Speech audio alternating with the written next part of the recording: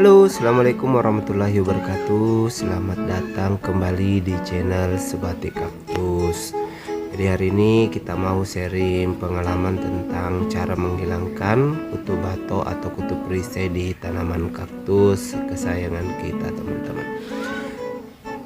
Untuk tanaman kaktus biasanya ditempeli atau didiami oleh kutu putih yang nantinya akan membuat rumah, sehingga biasa juga disebut dengan kutu bato atau kutu perisai. Nah, ini sangat mengganggu tanaman kita ini. Selain menjadi hama di bagian kulit kaktus kita, juga tidak enak dipandang mata. Jadi saya akan men-share pengalaman untuk cara menghilangkan kutu bato ini. Pertama-tama kita potel dulu potelannya semua. Ini kaktus-kaktus kita. Kemudian kita cabut dari potnya dulu. Kebetulan kaktusnya juga ini akarnya sudah gondrong, jadi nanti kita sekalian trimming untuk akarnya.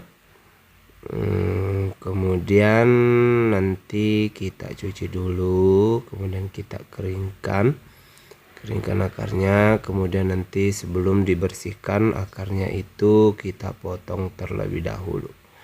Nah, ini teman-teman, setelah kaktusnya kita keringkan, akarnya juga sudah seperti ini, maka kita akan menggunting akarnya sehingga memudahkan kita untuk bisa membersihkan kutu yang menempel di kulit kaktusnya. Jadi untuk persiapannya itu kita siapkan dulu sunlight, 2 sendok sunlight ya teman-teman, 2 sendok sunlight. Kemudian sikat gigi juga kita siapkan untuk nanti membersihkan kaktus dari kutu bato itu. Nah, kita juga siapkan gunting, teman-teman. Nah, fungsi gunting ini untuk memotong akar dari kaktus. Jadi biasa untuk meremajakan kembali kaktus kita. Kaktus ini kita potong akarnya. Kita biasanya istilah trimming akar. Ini fungsinya untuk bisa merangsang pertumbuhan akar baru.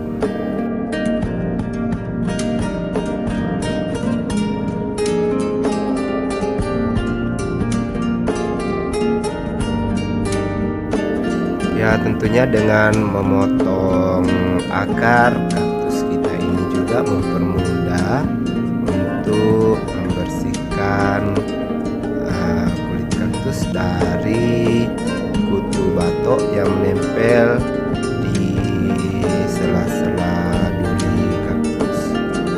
Nah, sementara kita potong dulu ya teman-teman akar ini.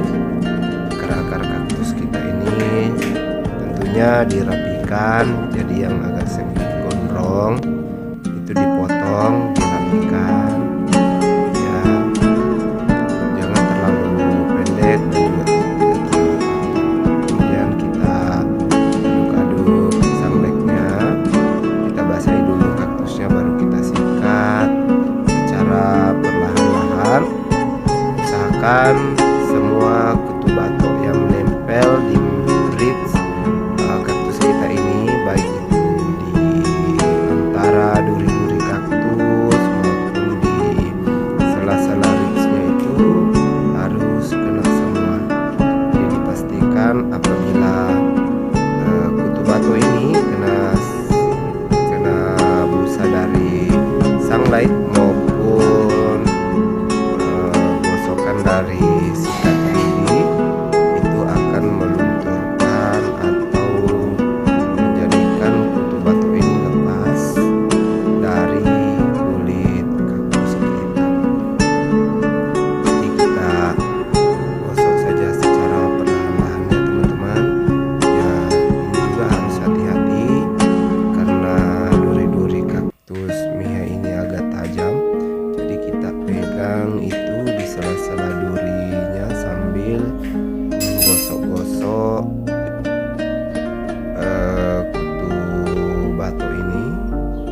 dari daging kaktusnya. Jadi kita usahakan supaya kutu batoknya ini kena semua di bagian kaktus secara merata. Nah, ketika digosok teman-teman jangan terlalu keras, sedang-sedang saja. Yang jelas kutu batok ini kena sikat dari sikat gigi. Kita periksa dulu. Nah, ini dia penampakan dari atas dan dari samping. Kemudian setelah itu kita cuci di bawah air mengalir. Nah, sambil kita cek-cek apakah masih ada kutu batok yang belum terkena sikat gigi atau sampai. Nah, ini mudah aja kan teman-teman. Nah, ini agak mengkilat sudah, dan itu tentunya dapat membuat kaktus kita menjadi sehat kembali. Ya, dipastikan untuk membersihkan kaktus kita ini. Ya, kita ambil lagi kaktus yang lain, ini kita bilas. Jadi biarkan dia berbusa, dan tentunya semua kutu batoknya itu kena sabun sunlight. Nah, ini dia sudah kita cuci di bawah air mengalir. Yang pasti apabila kutu batok ini terkena sabun sunlight dan sikat gigi, dia akan luruh dan bersih, akan terlepas sendiri dari daging kaktus kita, sehingga kaktus Miha menjadi kembali kinclong dan baru tanpa ada kutu batok yang menempel. Oke teman-teman, ini beberapa kaktus kesayangan yang telah dibersihkan dari kutu batok yang menempel. Tentunya setelah dibersihkan kita angin-anginkan atau kita jemur terlebih dahulu supaya agak lebih sehat. Nah, setelah itu kita mengambil vitamin B1.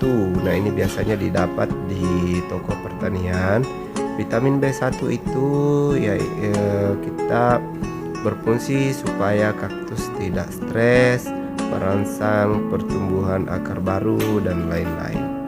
Tentunya kita siapkan dulu air di baskom 1 liter, kemudian kita ambil vitamin B1 ini sebagai takaran. Kita gunakan tutup dari botol vitamin B1 ini, satu tutup botol pun cukup untuk 1 liter air. Kita masukkan, kemudian kita aduk-aduk terlebih dahulu supaya vitamin ini merata di dalam air. Kemudian kita masukkan satu persatu kaktus Miha ini, kita rendam supaya tentunya menyerap vitamin B1 ini, supaya kaktus yang baru saja tadi dibersihkan dari kutu batok tidak menjadi stres karena beberapa perubahan yang kita lakukan seperti memotong akar, menggosok dengan sunlight, itu bisa membuat tanaman kaktus stres. Tapi karena ada vitamin B1 ini, makanya kaktus ini bisa menyerap kembali vitamin B1 untuk tambahan nutrisinya. Nah, seperti ini teman-teman. Kita rendam kira-kira 2-3 jam, kita rendam, kemudian kita tanam kembali. Nah, ini beberapa kaktus yang sudah kemarin kami bersihkan kutu batoknya, kami tanam kembali, dan sebagai tanda bahwa kaktus itu sudah tumbuh kembali dan segar, akarnya juga sudah memanjang dan sudah stabil, itu dibuktikan dengan tumbuhnya bulu-bulu halus di antara duri-duri kaktus. Oke teman-teman, demikian tadi tutorial untuk membersihkan kaktus dari kutu batok yang mengganggu. Jangan lupa like dan subscribe terus channel Sebatik Kaktus untuk perkembangan channel selanjutnya. Dadah, assalamualaikum warahmatullahi wabarakatuh.